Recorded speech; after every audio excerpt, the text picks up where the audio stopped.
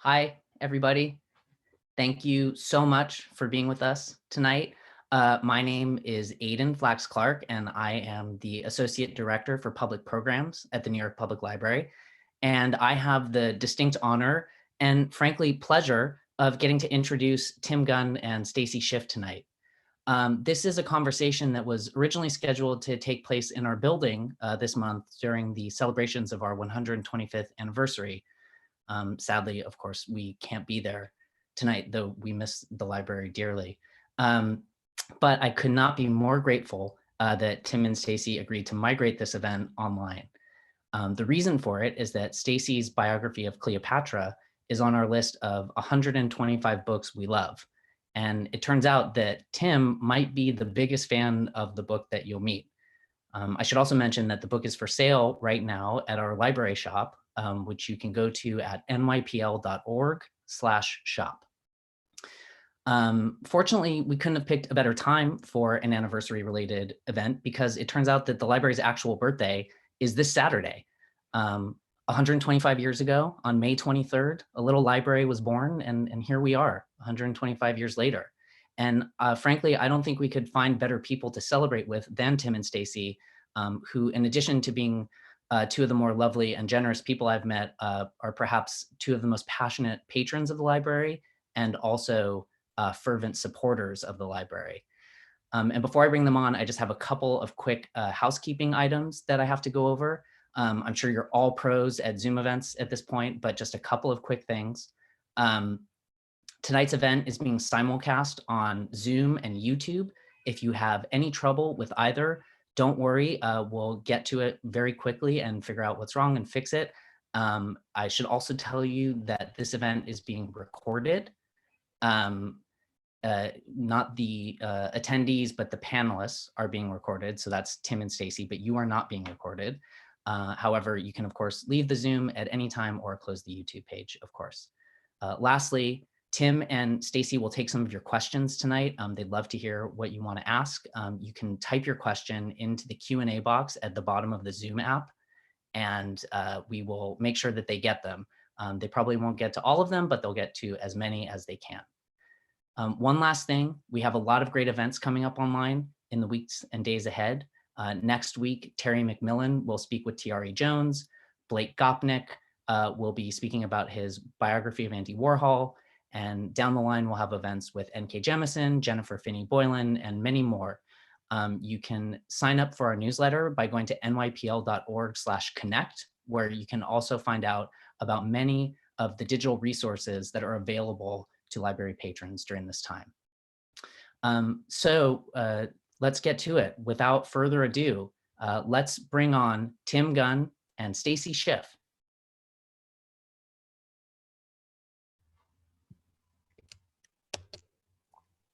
Hi. Hi. Hi. Aiden, thank you for that lovely introduction. And Stacy, welcome. I'm thrilled that you're here. As Aiden said, I'm a huge fan. Thank you, Tim. I'm delighted to join you. Well, thank you. I'm such a huge fan of your work, Stacy. And one thing I want all of our viewers to know is that when I was chairman of the fashion department at Parsons, and actually when I was teaching design before then, so many of my students had Cleopatra as a muse. So I felt as though I knew her in a manner of speaking. I'm also a huge fan of ancient history and have read a lot about Cleopatra, but your book, your biography is absolutely electrifying. And before we get into that, I have a question for you, because as a writer, you made the choice to be a biographer, and I'd love to know more about that. I think it comes from wanting to have a friend on your shoulder at all times, wanting to see the world through some kind of tunnel vision. You get to have this, you get to live your life, from a dual perspective. So you look at things from your point of view and from your subject's point of view. It's a very rich way to live, or a vicarious way to live. You could also argue, a biographer is a person who doesn't really understand her own life, but she deeply understands someone else's, possibly someone who died centuries or millennia before she was born. But there is that richness, that feeling that you're able to see the world through a dual perspective. Oh, there is, absolutely. And I have to say about Cleopatra, I would have found this project to be so incredibly interesting because so much has been written about Cleopatra. I mean, she may be the historical person about which more has been written than anyone else. So to take that on, to me, requires tremendous courage. Or just stupidity, you might argue, right? I think that the award winners for, I think the award winners for most biographed, I don't think that's a word, are Napoleon and Lincoln. I'm not quite sure what that says. I think it's mostly people who, wartime heroes, I think, take the cake. You could argue Cleopatra's a wartime hero. She is. I was intrigued by the fact that there were so many biographies of her that were to some extent antiquated, which wrote her off as a lovely girl, basically, and made a great deal of her sexual charm and very little of her strategic thinking. But yes, it's sheer idiocy to plunge into those waters. And I apologized during the 4 or 5 years I was writing the book for what I was doing. I was living in the North reading room at the New York at the NYPL, and I could barely say aloud what I was working on. Well, I have to say, you bring Cleopatra to life. Reading Cleopatra, and I've read the biography twice, I feel as though she's in the room with me. On the one hand, she's aggrandized. On the other hand, she's humanized. And I'm just so struck by your approach and by the fact that you've gathered together all of these legendary figures of that time, and they all intersect with Cleopatra. It's kind of astonishing, isn't it? Especially the Herod piece. I mean, one forgets about who was actually who was in power, how the lives one leads, how the torch is passed from one to the next. Cicero, for me, was a help and a hindrance. Cicero and Cleopatra have a very brief relationship when she's in Rome with Caesar.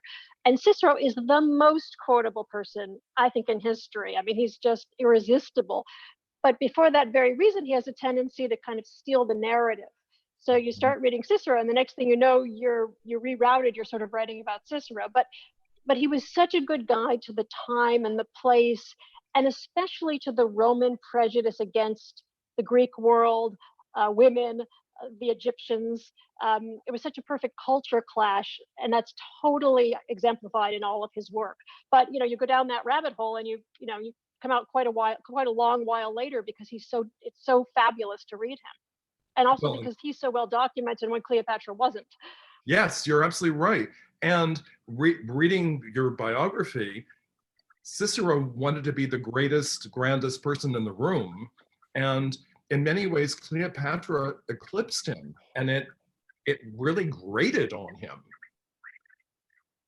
I think it grated on him for so many reasons, but in brief, a woman who had a better library than he did was really the sticking point. I mean, how dare this? And also, there's a wonderful problem with Cicero. There's a crossing of swords, because he essentially asks to borrow a book from the Great Library. We're not really sure where the scroll would have come from, and Cleopatra never delivers.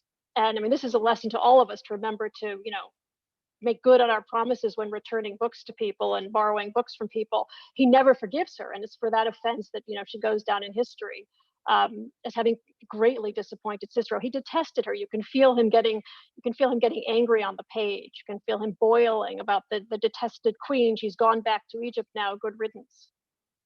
And I have to ask you, because I asked myself this question while reading the book, do you think that Cleopatra just forgot, or was that an intentional slight? She was such a strategic thinker. It's hard to think that a small errand like that would have been something that, knowing his importance and given how many people were surely part of her retinue while in Rome, it's very hard to believe that just fell through the cracks. But one never knows. Maybe the message got mangled. I actually never really thought about it. I don't think it's something she would have done intentionally. For the most part, she was so exquisitely attuned to how to ingratiate, how to give people what they wanted, how to adapt herself to anyone in conversation. And I think she would have been shrewd enough to think, this is someone whom I need on my side. That's good to know. And may I ask you to share with us the profound differences between Cleopatra's Alexandria and Julius Caesar's Rome? It took me a long time to realize that when we think of Rome, we think of a city of brilliant monuments and a city of marble. In Cleopatra's day, the center of civilization was Alexandria. Alexandria was the city of learning, the center of civilization, um, the place you went if you wanted a doctor, if you wanted a tutor for your children, you hoped that person came from Alexandria. If you wanted a dog trainer, if you wanted a craftsman, you looked to Alexandria. It was a gleaming, suffused city with just gleaming marble, with this enormous 90-foot boulevard down the middle of it, which 8 chariots could drive down at once, with extraordinary mosaics and every kind of opulence. Rome at the time is a provincial, muddy backwater. There's no monumental Rome yet at this moment. It's really still a very primitive town, and it looks upon the Greek world, which is to say the East, where Egypt, and Egypt most of all, with some suspicion. So the opulence of Egypt, along with its long and illustrious history, is on the one hand extremely attractive to the Romans, and on the other hand, they're quite contemptuous of it. So there's that kind of love-hate relationship that we all have, I think, with wretched excess. Looking at Alexandria and thinking, you know, it's over the top. They have jewels encrusted on their walls, and they have, you know, gold plated beams in their ceilings. And on the other hand, thinking, I desperately want to see that. Yes. And Cicero was one of those who expressed contempt for it. He hated Cleopatra's father, had contempt for him, hated all this excess and this luxury, yet he really aspired to it. At one point, he's almost sent as a representative to Egypt, and he's very tempted by the idea. And he's also worried that it will somehow impair his reputation, because there's a little bit of that essence of the East, which one contracts as a good Roman when one goes to Egypt. And obviously, this will come up from Mark Antony later, but Caesar as well. When he goes to Egypt, he's painted suddenly as someone who's under the spell of this exotic, erotic country. So there is that love-hate relationship again, that feeling that on the one hand, you want desperately to explore this ancient realm, and on the other hand, you better steer clear of it because it's the land of traps and of you know, women and their deceptive wiles. Yes. Well, and on that topic, Cleopatra was an exotic and an erotic, and that's how most people know her. But in fact, reading your book, she was a brilliant strategist, incredibly intelligent, extremely well read, spoke multiple languages, and not many people know that side of her. It's, you know, it's a thing that happens over and over with women in history, that it's much easier to remember a woman as having been fatally attractive than fatally intelligent. And Cleopatra, very clearly in her day, is not known as a great beauty. There were great beauties in the ancient world. We know that Herod's sister was one. We know that Alexander the Great's mother was one. No one will ever say this about Cleopatra. And Plutarch is very precise on the issue. He says she's not, essentially he says she's not someone who would have turned your head. I mean, she's not the most beautiful woman in the room, but the contact of her presence was bewitching. To be with her was to fall under her spell. It was her presence and her thousand kinds of flattery, as he puts it. Flattery had always been understood to come in 4 forms, but Cleopatra had 1,000 forms. So it's very clearly a personality issue as opposed to a physical attribute. But as the centuries go by, and this is thanks to the Romans who write her story, she becomes better and better looking. So she's someone who actually gets a promotion out of history. And in point of fact, is it not true we have very little, if any, evidence of what Cleopatra actually looked like? I think it's only thanks to coins. It's the only portraits we really can trust are the coins.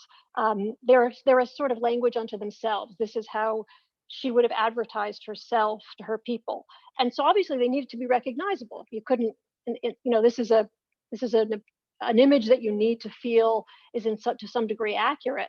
And if you look at those images, you essentially see her father's daughter. She has a very prominent hooked nose, sunken eyes, a very angular face. And they're consistent from one to the next. So it's not as if one coin is of an outlier. She pretty much looks like herself on all of them. And that is clearly the image that she meant to represent in broadcasting as well to her people.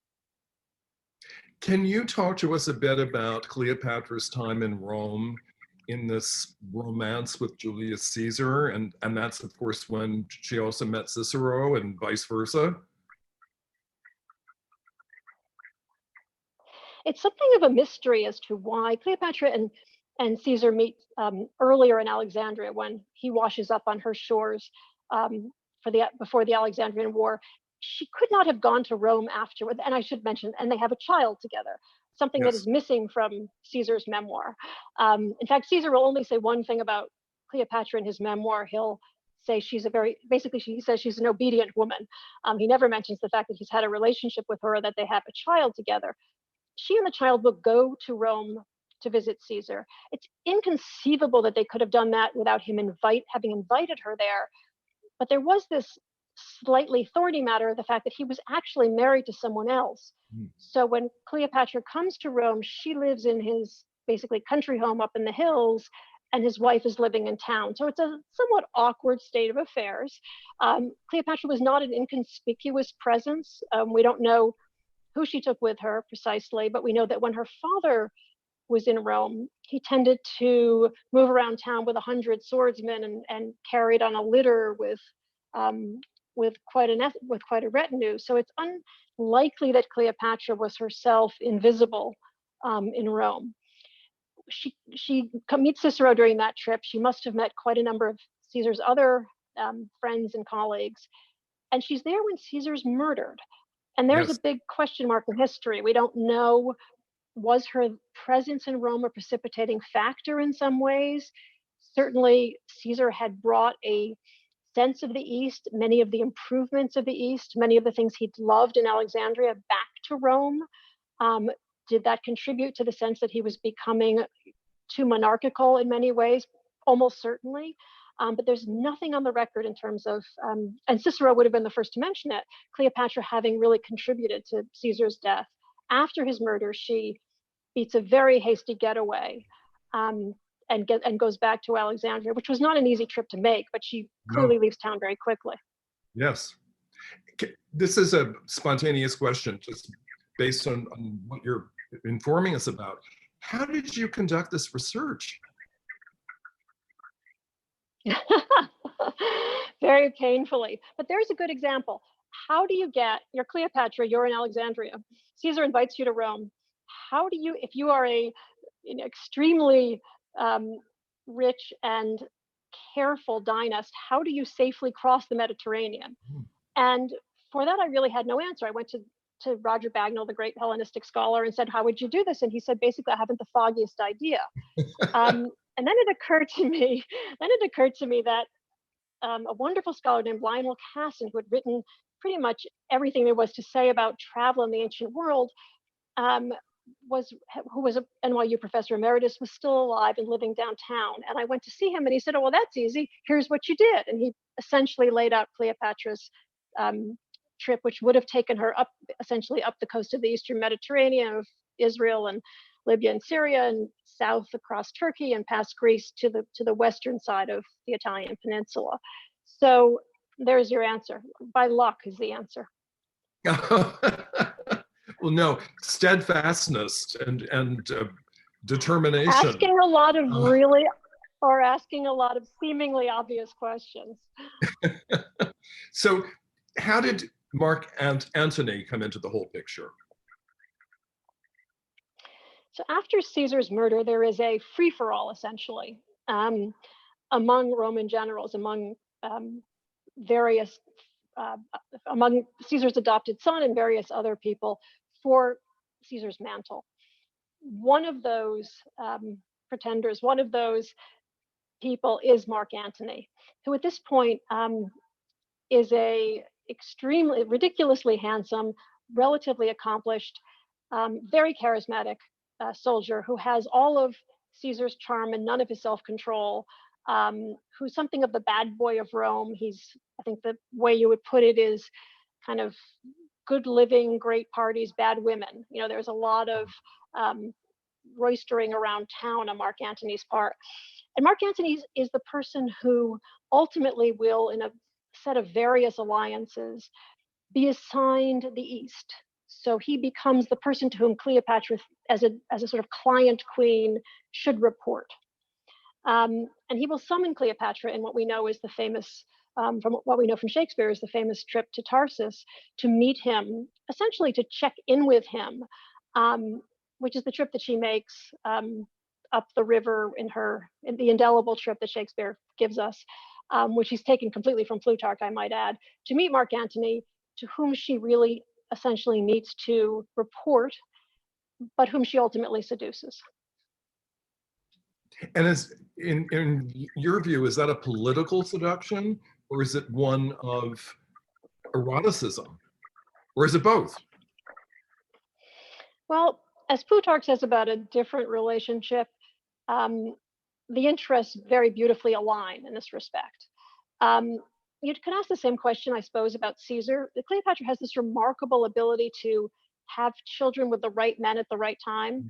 So she has a son with Caesar, essentially gets pregnant during the course of the Alexandrian War, the only child whom Caesar will sire. And then she'll go on to have 3 children with Mark Antony, also at a very convenient time. So you could say that's very shrewd strategy. Mark Antony was a somewhat irresistible man.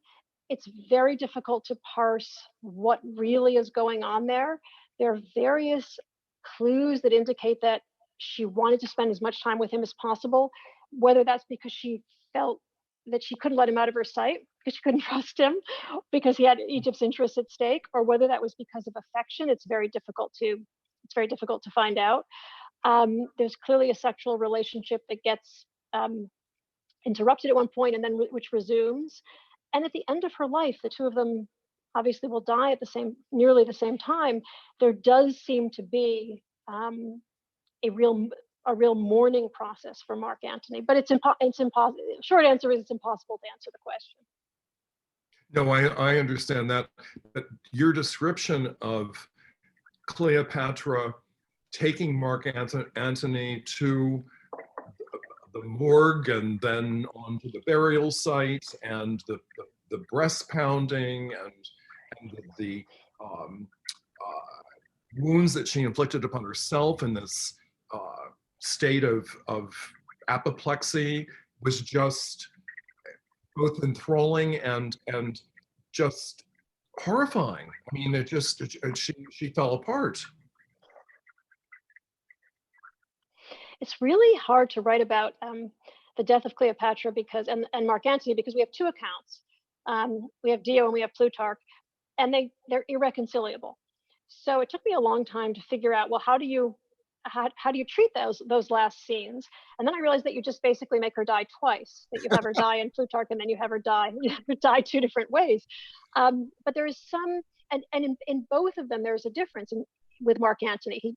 Mark Antony attempts to stab himself. This is when the 2 of them realize that they haven't a chance, that Octavian is closing in on them, they'll be taken prisoner. And by one account, Cleopatra has been, which is not unusual in Roman accounts, treacherous, and has sent word to Mark Antony that she's dead. And it's at that point that he decides he's going to kill himself. And in typical, to answer your question about what Mark Antony was like, typical Mark Antony fashion, he tries to get his servant, who was assigned the job of killing him, to kill him, and the servant instead kills himself. And then Mark Antony attempts to stab himself and doesn't succeed. So at that point, and here the 2 accounts don't really align, either Cleopatra finds out that he's half dead, or he finds out that she's completely alive. So he, the bleeding Mark Antony, is shunted back to the mausoleum into which she's locked herself. And then there's that extraordinary scene of her.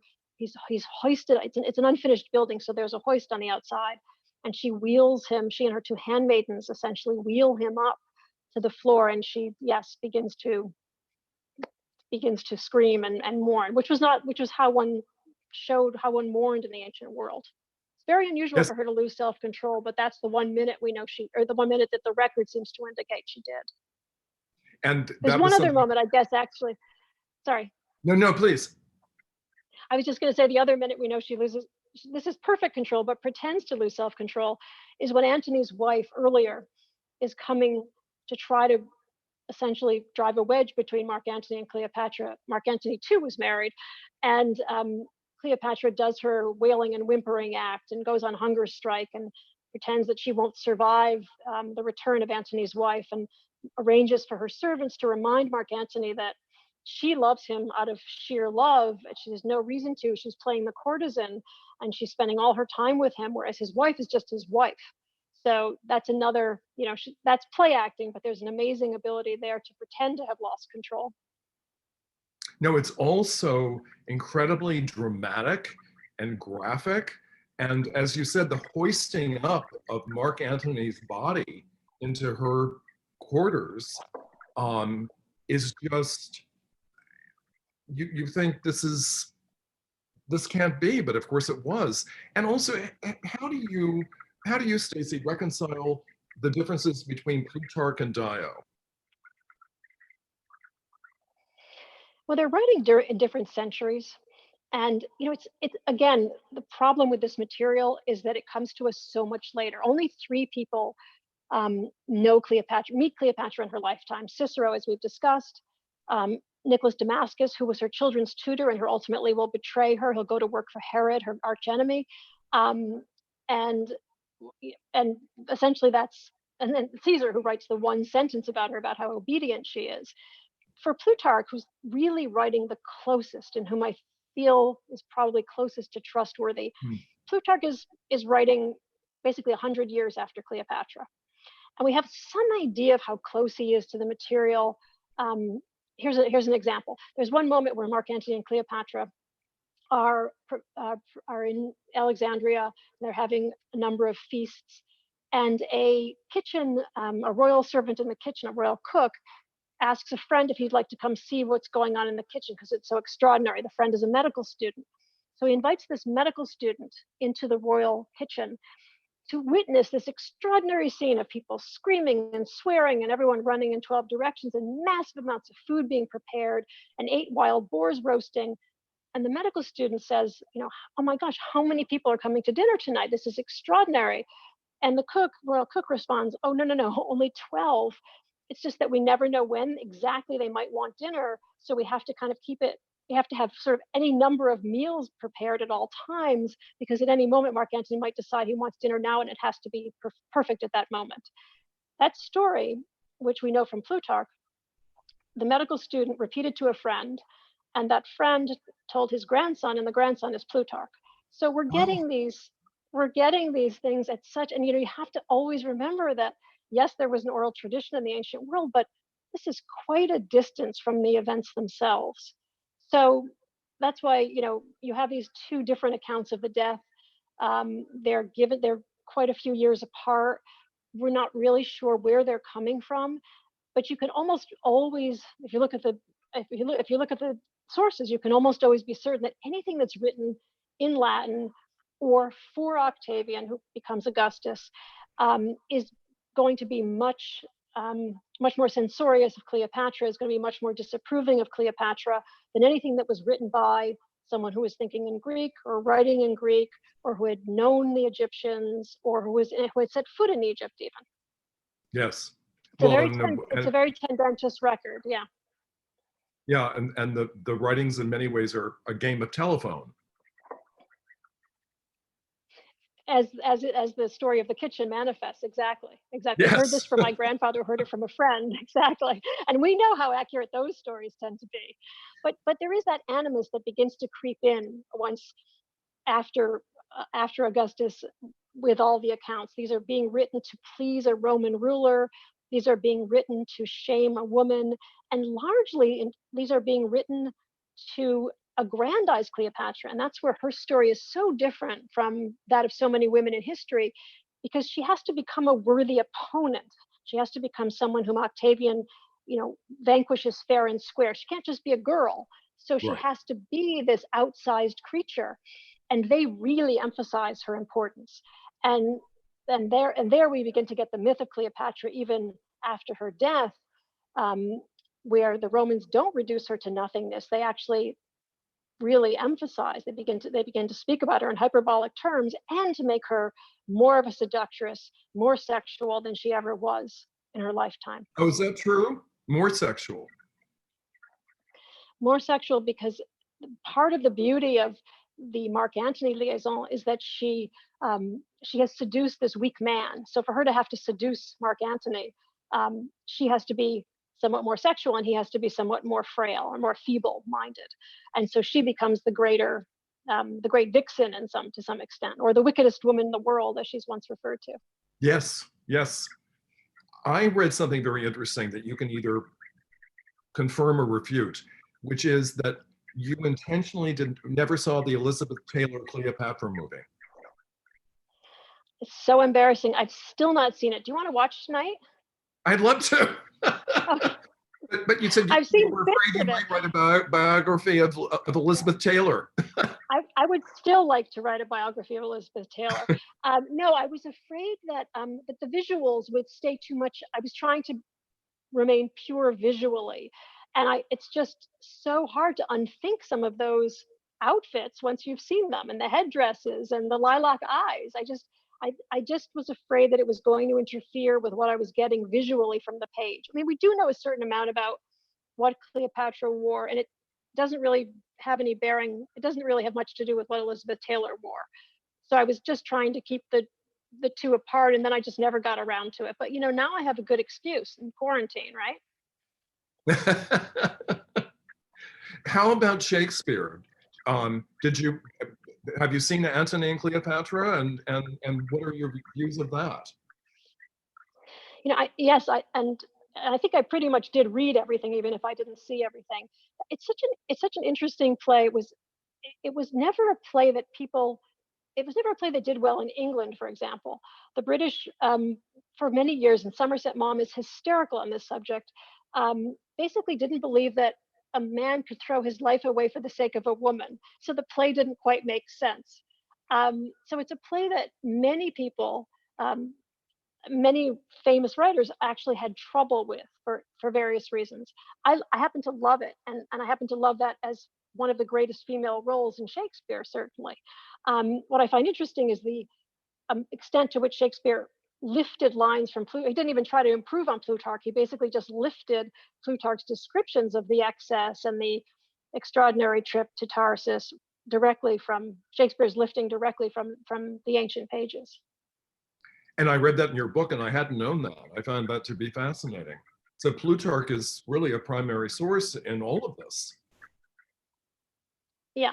I mean, Plutarch's really, I think, probably the best source we have. There are many fabulous sources for Alexandria itself. Generally, what would happen is that the visitor would arrive in Alexandria and say, I don't even know how to begin to describe it. And then he would go on for 25 pages. So there's a massive material for Alexandria, obviously less for Cleopatra. And then there are some really almost suspect holes in the record. Cicero's letters, for example, for a period that would be critical for Cleopatra, are gone. Various volumes of history will lead right up to the beginnings of Cleopatra, and then will leap over her era. So it's just very infuriating because you have these lacunae in the record. Yes. I have understood recently that there is a lot of excavating happening in the Mediterranean, just north of Alexandria, where Cleopatra's palace may have collapsed into the Mediterranean owing to an earthquake. Do you know very much about this, Stacy? There's a dig I know a lot about, which is just west of Alexandria, where there's some discussion about which may have been where the mausoleum was built, or where she was ultimately buried. Or this is the theory of an archaeologist who's been digging there. It's an old Isis temple. Cleopatra associated herself with the goddess Isis, which was hugely important and one of the great claims to, on one of her great claims on power. Isis was the all-powerful goddess at this point, who is almost like Hera and Aphrodite and Athena and Demeter all rolled into one. And it's likely that she was buried in an Isis temple. There's some question as to why it would be this particular temple. But that dig, which is at Taposiris Magna, is ongoing. And indeed, there's a great deal of, there are a great many parts of her palace which are clearly underwater in the Mediterranean. And that's been, people have been looking at that for years. If you scuba dive in the harbor of Alexandria, something you may or may not care to do, depending on how you feel about the quality of the water, there are sphinxes and there are columns and there are griffins. There are extraordinary things under the water. Mm. And some of those do date from the Hellenistic years. And are they being brought up? I don't know what the state of them is now. I haven't really been back in the last 10 years, so I'm not really sure where that stands. One of the greatest difficulties here was just the geography. We don't have any sense of Cleopatra's Alexandria. The Nile's in the wrong place. The city has sunk. All of the Roman roads, with one exception, are gone. The palace is underwater. Nothing, none of the landmarks really are the same. The moon is in the same place. The moon looks the same way and the sunrise looks the same way. And otherwise, other than sitting in the harbor and looking out at things, it's very difficult to get a sense of what she saw, yes. and obviously what the structures looked like. It complicates matters tremendously. Stacy, you debunk a lot of myths in your biography. What fascinated me the most was Cleopatra's death, because it was not as I understood it, and that's largely thanks to Shakespeare. You mean you wanted the snake to be real, right? Yes. We all do. I know. I hate that. But it's much more realistic. How you portray it is much more believable. Well, I know, but that's snake. Cleopatra, when Cleopatra dies, word is sent. She sends word to Octavian, who's at this point in Alexandria, hoping to round her up and take her back, essentially as a war trophy to Rome, which is why she doesn't want to continue living. She sends word to Octavian, and he realizes that she's killed herself, and has his men run and runs to her mausoleum and finds her dead. He at that point sends for these snake charmers who were known to be able to extract snake poison from a victim. He has no reason to think it was a snake, but he makes that gesture. Needless to say, they don't succeed. But at that point, I think we all get a little derailed. That the implication there is that it may have been by snake poison. No one in the ancient world ever said it was a snake, and even Plutarch says, I have my doubts that it could have been by snake bite. And when you think about it, Cleopatra and her two ladies in waiting all die that day. Yes. And no snake could have been relied upon to bite all three women. Cleopatra is a woman of immense stagecraft. There's no way she would have left her death to something as unreliable as a snake. Yeah. And apparently, right? And apparently a snake did a lot of research on this. Apparently a snake could not have delivered 3 bites to the 3 women, nor were there any convulsions at the end, which would have indicated snake bite. But the idea of a woman and a snake, especially an evil woman and a snake, goes back a long way, and it goes a long way. Oh, so indeed it does. It's been very hard, I think, for us to disentangle. Also, it helped that a snake was the symbol of Egypt, and it would have been a very neat end for her, in fact, to have died by snake bite. But I think it's very hard for us to disentangle those symbols. It makes for great art. I mean, think of all those, great pictures of Cleopatra with a snake coiled around her. Well, I never considered it until I read your book. As you said, an asp is fairly slow, and a cobra strikes quickly, but it can't make 3 hits. It's just so unlikely. See, you did those same snake experiments that I did, right? No, I was fascinated by it. Because she's really under the gun at this point. She's really got to, she doesn't have much time to work with. And she would have been experimenting, as would any Hellenistic sovereign, with poisons. She would have known her poisons. Earlier sovereigns had killed themselves using poisons. An uncle of hers had died by poison. She had a doctor friend with her almost until the end who would have known how to do this. So it seems as if you were at the point where you realized you couldn't go on any longer, the jig was up, you really would have done something on which you could rely Yes. pharmacologically, as opposed to said, I think I'll smuggle in a wild beast and hope he bites me at the right time. Yeah, exactly. Well, and as you wrote, I believe a basket of figs was brought in, and had a snake been in the basket, that would have been revealed. People would have known. How else would the snake have even gotten in? It's fascinating. I think we're all sent a little bit out of our way by that first gesture of Octavian's, and then just by the brilliant imagery of the story. Yes. Well, and I was actually happy. I didn't know about Octavian and bringing in, I think they were Libyan individuals who were That's sucking right. on Cleopatra's wounds. Ostensibly, I had never heard that story either, but then Octavian's people said, no, there's no poison from snake bites at all. So that would rule that out. There's also the question of whether Octavian allowed her to encouraged her, I should say, to kill Ah, herself at this point. Because there was some, on the one hand, it would have been lovely to take her back to Rome as a trophy of war. And on the other hand, it would have been a little complicated. She had had a son with Caesar. Caesar's name still went a long way.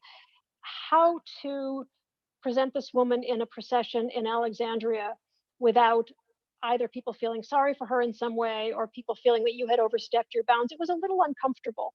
So there may have been a reason for him to have, in fact, allowed her to kill herself to alleviate any discomfort at his end with what to do with her at that point. So it would have been a very awkward prisoner of war. yes. And extremely awkward for her. Her sister, remember, had walked in a procession in Rome, and she elicited much more sympathy than anyone had suspected was going to happen. So I think that may too have figured into Octavian's thinking somewhere. It's all extremely fascinating. When you reflect upon the book, are there things that you wish you had extrapolated further, things that just cause you to reflect and reconsider? There were so many things where you just, and this is always the case in writing history, the things you just can't pin down. Who was the mother of Ben Franklin's son? We'll never know. Was Cleopatra truly in love with Julius Caesar, with whom she had the entire world in common in many ways? We'll actually never know. So those were infuriating. On the other hand, there were things that came as great gifts. For example, how a woman was educated, or how anyone was educated in the classical world. And we have so much information on that front that I somehow ended up with a childhood for Cleopatra for whom we otherwise wouldn't have a childhood. Hmm. So there were things there which didn't require extrapolation, because no highborn man or woman, no highborn girl or boy would ever have been educated any other way. It was a completely traditional, standardized education across the board. You read the same books, you read them the same way, you learned to declaim, you had a rhetoric tutor, you declaimed according to certain very standard gestures. So the lovely part there was no extrapolation necessary, and I hadn't counted on that. And as you say, Cleopatra's education was extraordinary, as was the educational resources of Alexandria. Well, you made the good point that I forgot. She spoke 9 languages, which neither Caesar nor Antony nor Cicero could have said. No, never possibly. It just an extraordinary person. So any of you who have not read Cleopatra, Stacy Schiff's Cleopatra, this is one of the most electrifying books in the entire world. And you will be rapt and addicted. So Stacy, we have some questions. You are most kind. Oh no, please. I feel so fortunate to be in your presence and to be able to have this conversation. Okay, let me see. Okay, so in response to the exchange about the Liz Taylor movie, Elizabeth Taylor, what exactly did Cleopatra wear? For the most part, something so much simpler than Elizabeth Taylor would ever have considered. For the most part, a tunic, a very simple tunic, usually in a very vibrant color, generally either linen or Chinese silk, and over that, floor length, and over that a mantle of some probably more transparent fabric, so you would have seen the one color through the other. Jeweled sandals with patterned bottoms, and the sandals, this is my favorite part, the sandals were very often scented with oils and things, so they smelled terrific. And when she was in a ceremonial role, obviously the full regalia, something a little closer to Elizabeth Taylor, but for the most part, very simple Greek fitting tunics, Yes. as on the cover of the book. Yes, exactly. And the jewels in the hair, all woven in, quite extraordinary. Lots of pearls. Pearls were the diamonds of the ancient Yes. world. So pearls in the hair, pearls on the clothes. Yeah, lots of pearls draped around the neck. You can see them on the coins that she's wearing. On the coins, the engraver had a little difficulty trying to be able to place the pearls in the hair and the pearls around the neck. Well, and I'll add that when I was writing my fashion Bible, also at the New York Public Library. Were you in the North Reading Room? Did I miss you? Yes, I was. I loved it. Having my own little area that I could just stack books in and keep there. I loved it. I discovered something I didn't know, which is that Egypt is actually the birthplace of tailoring. It all began there. Several millennia before Cleopatra, but that's the costume tradition in that area, which is quite fascinating.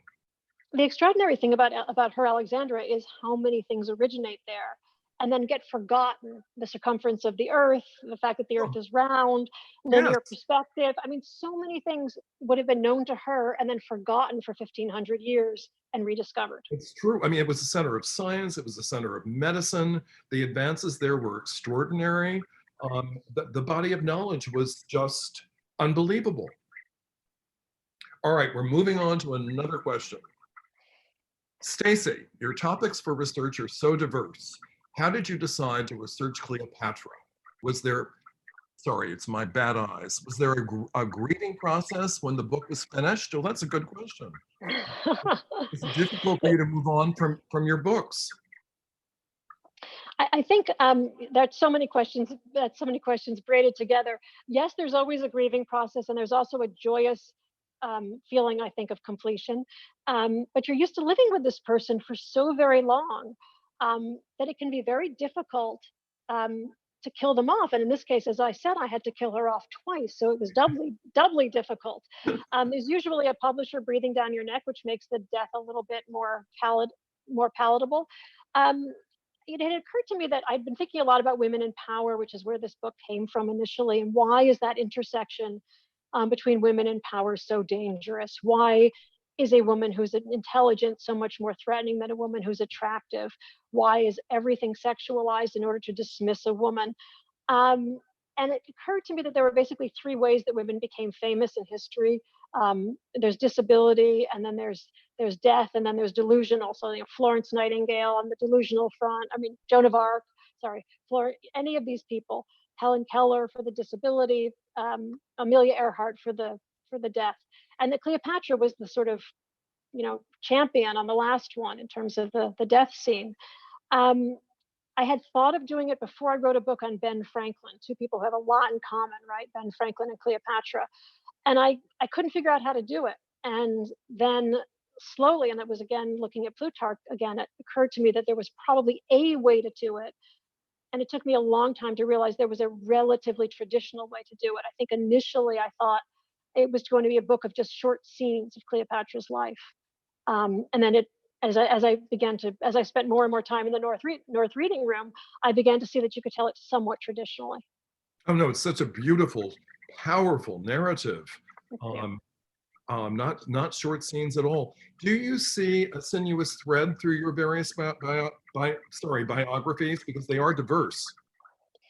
No. Okay. I'm short. But if someone could come up with a unified theory, I'd be really grateful. Well, I was trying to, and I couldn't either. So I'm happy to. I You're think one of them, I think they often respond to the previous one. I mean, I think there was something about the monumental amount of research that Ben Franklin took that made me think that a book that had actually almost no sources was going to be an attractive proposition. You know, you fall under the spell of someone or some set of documents, and you desperately hope that your reader might want to go on that adventure with you. Well, this reader did. That's for certain. All right, here's another question. Have you been reading anything during quarantine that's been giving you any hope or relief? Can we separate hope and relief? Yes. Hope no. So please help. Relief, yes. Largely fiction. Love in the Time of Cholera, which I think I maybe read when it came out, but it was absolutely the most sumptuous novel I have read in ages. Just shimmering on every level, sensuous on every level, so fabulous. So I would say Garcia Marquez. The new Paulette Giles book, Simon the Fiddler, which anyone who read the news of the world, is that the previous one, would love. What else did I read recently? Fiction is the answer. I've just been sort of wallowing in fiction. I've been wallowing in books about ancient Rome, just because I see so Really? many corollaries. So have you read something fabulous? Absolutely. In particular, now it's escaping me. Actually, I have Augustus Octavius, his biography, next to my bed upstairs. So I'm reading that right now.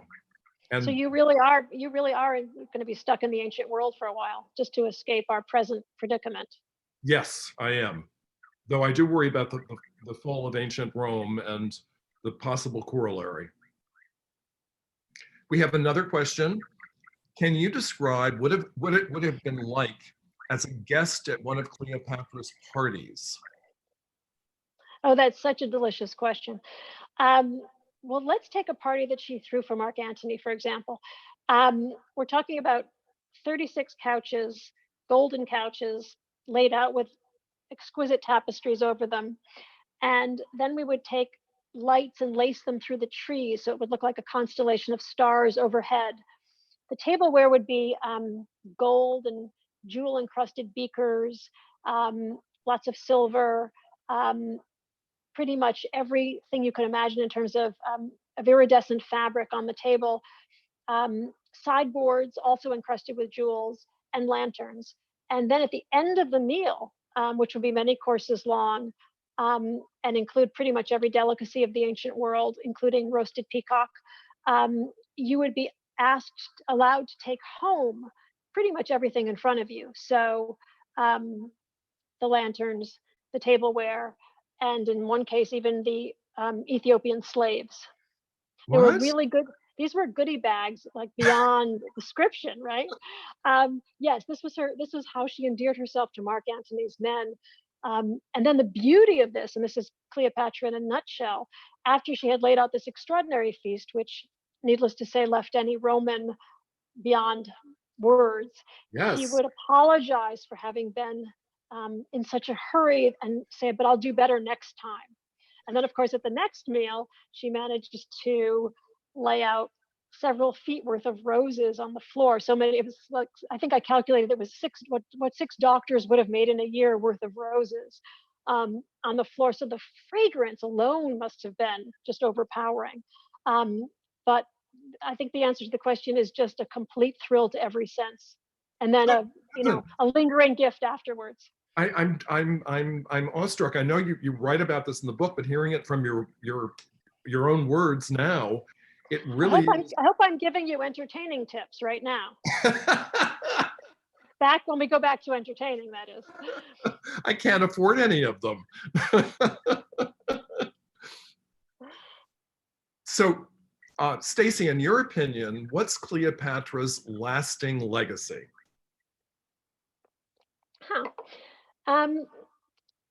If you actually look, I guess there are 2 answers to that question. The lasting legacy, to some extent, is to see how contorted how much we can contort history for our own reasons or for someone else's reasons. This is a woman who's been utterly misconstrued. So there's a legacy here in trying to disentangle the sources and to see where propaganda comes from. If you actually look at her as a ruler, what is ultimately astonishing is just how incredibly competent she is. I mean, this is a woman who controls a currency, controls a navy, spends her day on foreign affairs, and she knows what every single person in Egypt is doing. She's running an economy. She's issuing coins. It's not a cakewalk. This is a woman who is actually one of the. She controls the largest swath of territory of pretty much anyone ever, any woman ever, and she makes an extraordinary go of it, and would have continued making a go of it had not Rome clearly overshadowed her at this point. But if you look at what she accomplishes in her time, it's really it's quite extraordinary. It is. I agree with you. Incredibly extraordinary. And she's also dealing with all these international affairs. It's just a huge plate that she manages superbly. You know, the reason that she is the wealthiest person in the Western world at this point is because everything in Egypt belongs to her, and every aspect of the economy is controlled by her.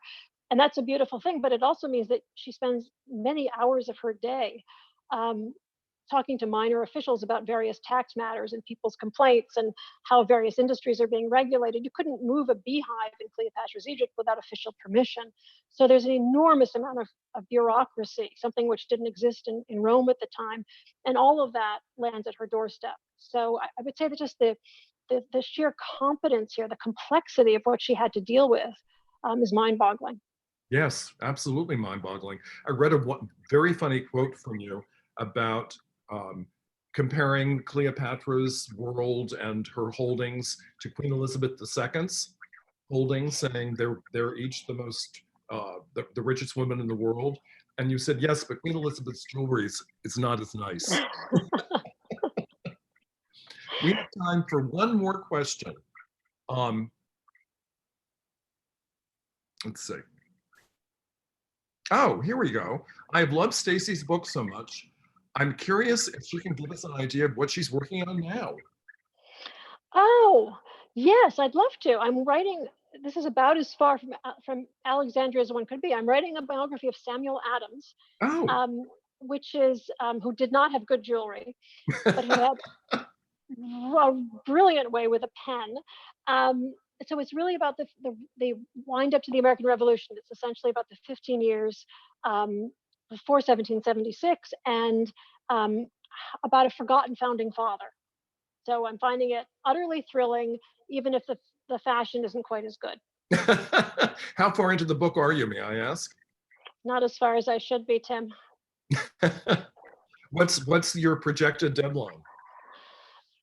Isn't a deadline a thing that's behind you? I don't know. I'm hoping that I can make these months when the world is stalled work for me. But so far, I'm finding that I'm just immensely distracted. You just flummoxed me with the deadline question. Is it something that's behind us? No, I'm teasing. I'm just saying that, one's deadline always seems to have just passed. That's that clearly doesn't happen for you. Oh no, it happens for me all the time. All the time. I'm a terrible procrastinator, and I can be an ostrich, to be perfectly honest. Stacy, a little ostrich might be good for me right now. Thank you so much, Tim. I want to thank you profusely. This has been enormous fun and an incredible learning curve for me, and I'm sure for everyone else.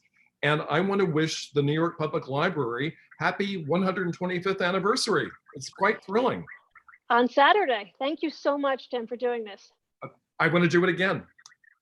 I'm yours. Wonderful. Happy anniversary, library. Yes, thank you.